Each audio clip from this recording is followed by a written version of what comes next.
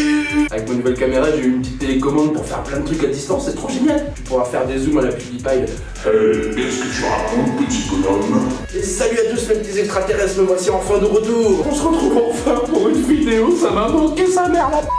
Tout d'abord, je tiens à m'excuser pour ce retard de malade. Ça fait plus de 3 semaines que j'ai pas posté une vidéo. Même moi là j'étais en... Vite, il me faut ma dose de YouTube. Et vous revoilà les amis. J'ai enfin fini mon déménagement.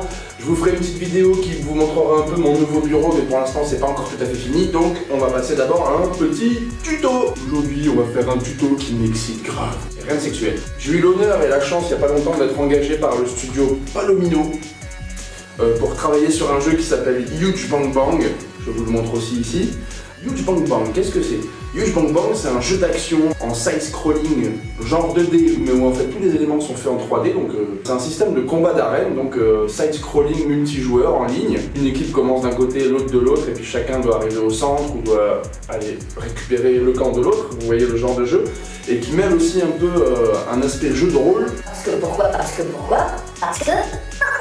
Parce que vous avez la possibilité de customiser votre personnage, et ça va être délicieux je pense, et au fur et à mesure des mois, on continuera à vous proposer des nouvelles armures, des nouvelles armes. Je voudrais que je réapprenne à parler maintenant que j'ai pas fait YouTube depuis 2-3 semaines. Et donc vous pourrez customiser votre personnage pour vous créer des personnages uniques et faire des combats complètement mortels dans un univers science-fiction. Et donc j'ai été engagé en tant que concept artiste, j'ai fait donc la création de ces fusils, ça c'est des gun blasters, mais là c'est des fusils laser. Les gun blasters, j'avais pas encore pensé à m'enregistrer. Et donc là les fusils blasters, fusils laser, j'ai enregistré. Donc voilà, on va regarder ça tous ensemble les amis. Je suis super content de vous retrouver, encore désolé pour le retard, et c'est parti pour ce tuto galactique science-fictionique. C'est parti!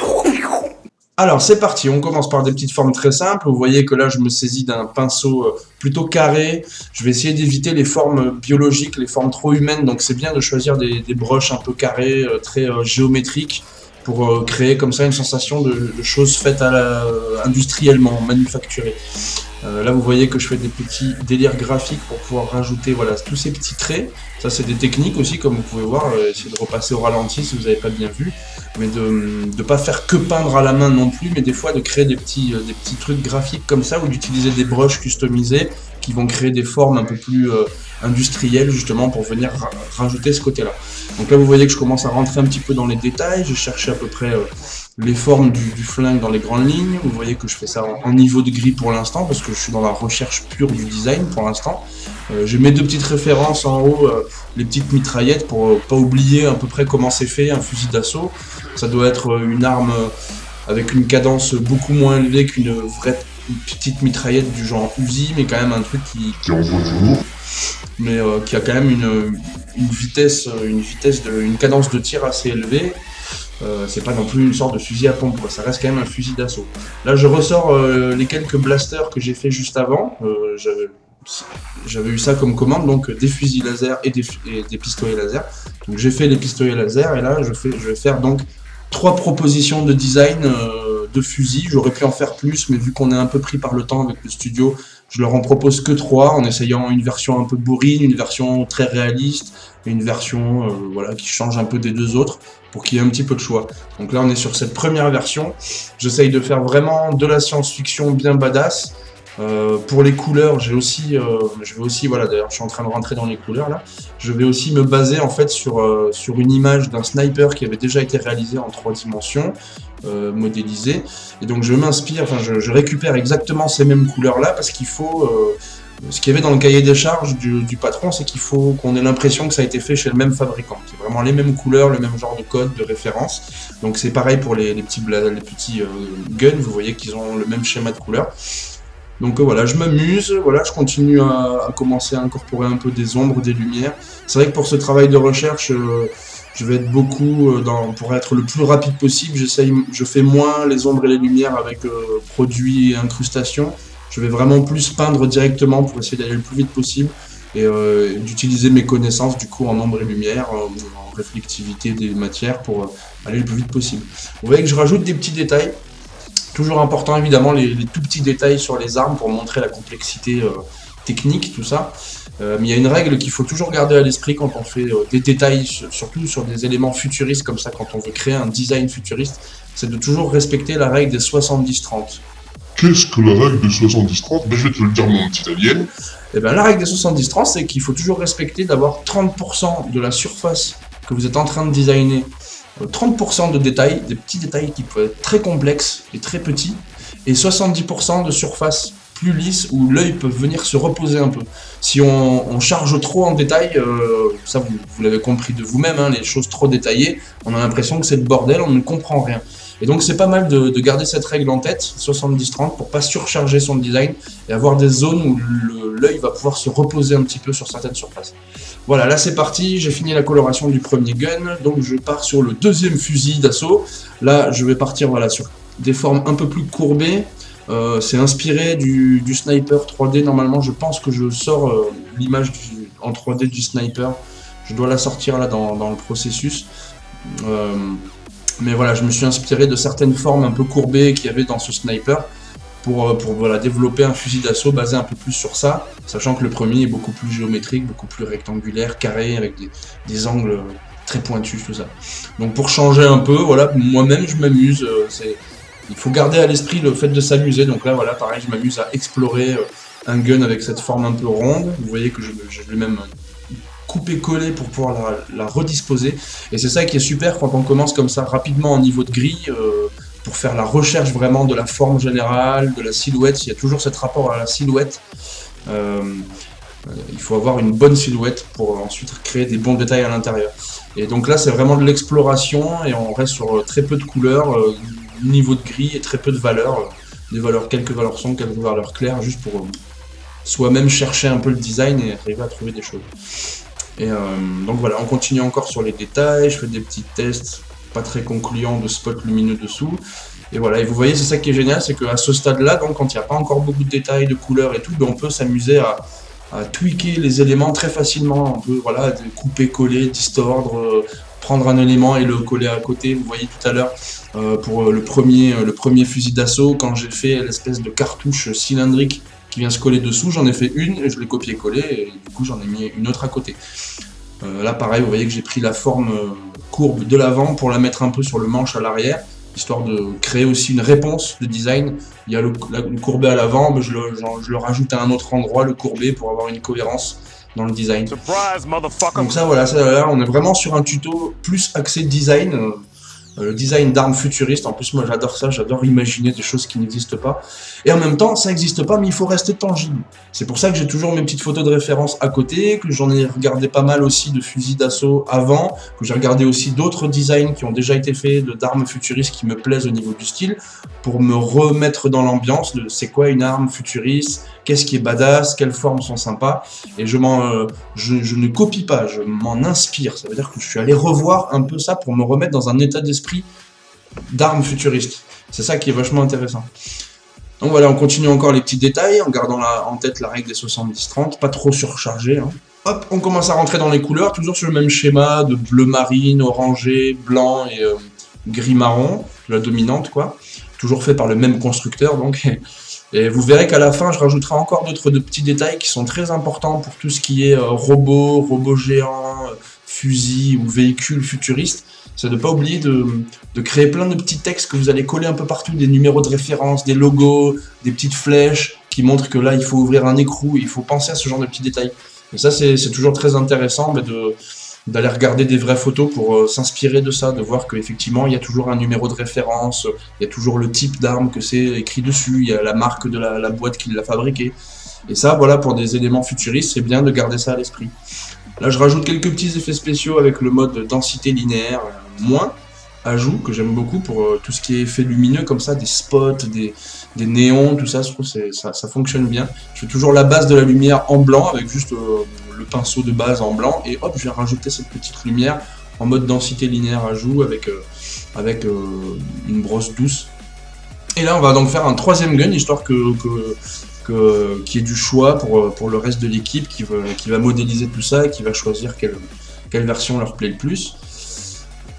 Alors là vous voyez que pour comment vous dire, la gâchette, le manche, tout ça, moi je suis pas un spécialiste des armes à la base, Mais quand j'ai commencé à apprendre le métier de concept artiste, justement, j'ai appris que plus on en sait sur le sujet qu'on veut faire qui est imaginaire, mieux c'est. Donc je déteste les armes ou les voitures. Moi les voitures j'aime bien conduire, mais j'aime pas les marques, je suis pas un fou de voiture. J'aime bien conduire, mais je suis pas un fou de mécanique, de moteur, de vitesse, tout ça. Les avions, pareil, ni plus ni moins. Et en fait, quand j'ai compris que plus j'en saurais sur ces univers-là réels, mieux je saurais les décliner ensuite en version science-fiction pour mon métier, c'est là que j'ai découvert que le métier de concept artist, ça a ça de beau, c'est que ça pousse en fait à avoir le plus de connaissances possible. Si on s'y connaît sur les avions, on fera des super vaisseaux. Si on s'y connaît en robotique, forcément on fera des super robots futuristes et des super mechas géants. Si on s'y connaît un minimum en armes, pareil, on arrive à faire des super armes futuristes. Et du coup, il y a ce côté où on laisse libre cours à notre créativité sur la recherche des formes, sur des délires de proportions, sur même le système avec lequel fonctionne l'arme, fusil laser, énergie, plastron, plasma, tout ce que tu veux. Voilà, que c'est vraiment un métier qui pousse à en savoir le plus possible. Et ça, c'est juste royal. Donc hop, là je mets un peu d'ombre aussi en mode produit, un peu d'incrustation en mode... un peu de lumière en mode incrustation, pardon, je ne m'y retrouve plus. On arrive bientôt à la fin, là, on a fait 3 fusils d'assaut en tout. Donc voilà, ça continue, je cherche encore des petits détails à rajouter. Toujours la règle des 70-30. Essayer d'en faire, mais pas trop non plus. Les petits écrous, voilà, ça c'est des petits détails à la con. Si vous en observez des pistolets, des mitraillettes, des fusils, des carabines, vous verrez qu'il y a des petites vis partout forcément pour maintenir il y a plein de petits détails comme ça qu'on peut ajouter dans nos designs quand on a vu un peu ce qui se passe dans la vraie vie. Pour créer, il faut s'y connaître un minimum sur ce qui existe déjà. C'est toujours vachement important ça. On peut pas tout créer ex nihilo, comme disait mon dieu Alexis Briclot. Je sais pas si vous connaissez, un super illustrateur. Donc voilà, la troisième arme qui commence à être bien prête, là, elle est en niveau de gris, donc on va pouvoir attaquer. Ah, là vous avez vu, j'ai rétréci le manche. Ça c'était pour que cette arme-là fasse plus bourrine et paraisse beaucoup plus grosse.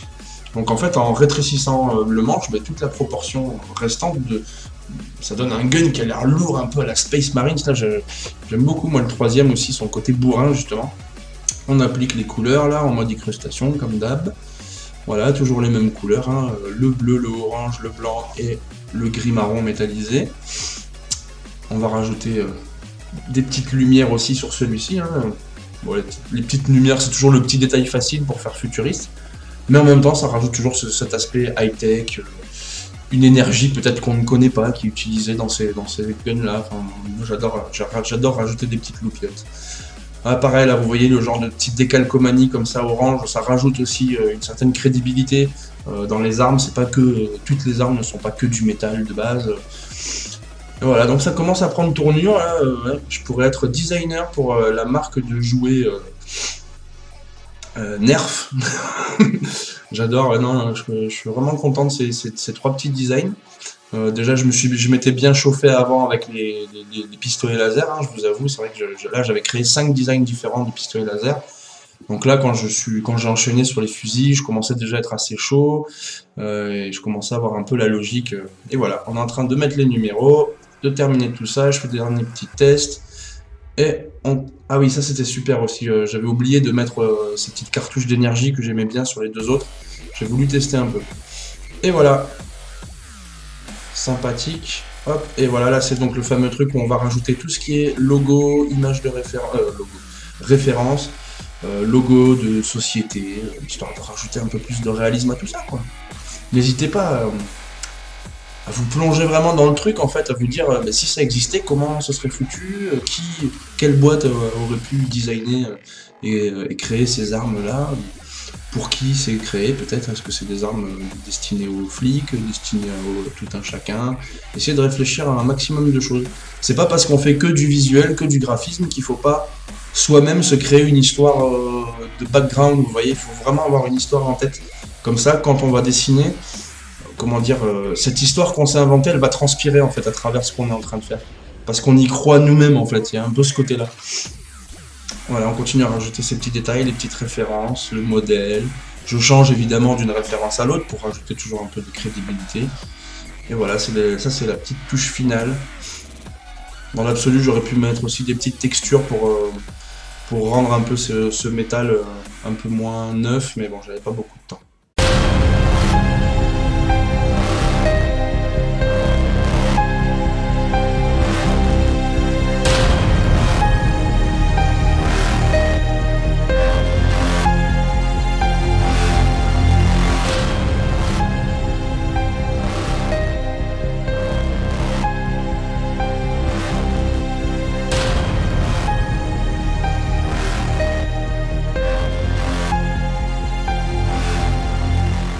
Allo, tu as aimé ce petit tuto? Ah, moi je me suis régalé à designer ces petits flingues et ce jeu j'espère qu'il va arriver au bout, qu'il va réussir à sortir et qu'il va peut-être aller sur Steam parce qu'il y a vraiment du potentiel, un potentiel énorme. Je suis avec une équipe fabuleuse. Si ce tuto vous a plu, du coup si vous avez aimé ce côté design d'armes, ce qui est quelque chose d'assez spécifique aussi en soi, de designer des armes, si ça vous plaît, quand j'en referai pour Huge Bang Bang, et j'en referai plein, je vous ferai un petit tuto à chaque fois, donc il y aura sûrement des épées laser aussi, des outils, peut-être je ferai même de l'environnement design aussi, on verra pour ce jeu. Je vous remercie les amis, encore désolé pour ce retard de merde là, 3 semaines, c'est inadmissible, je suis vraiment désolé, je vais aller me pendre avec une chaussette et il me tarde de vous retrouver pour les prochains tutos. Merci de m'avoir suivi et j'espère que tu seras là à la prochaine vidéo. Mon gars. Où le bouton place notre chronique sur ce machin là. Vite, à la base.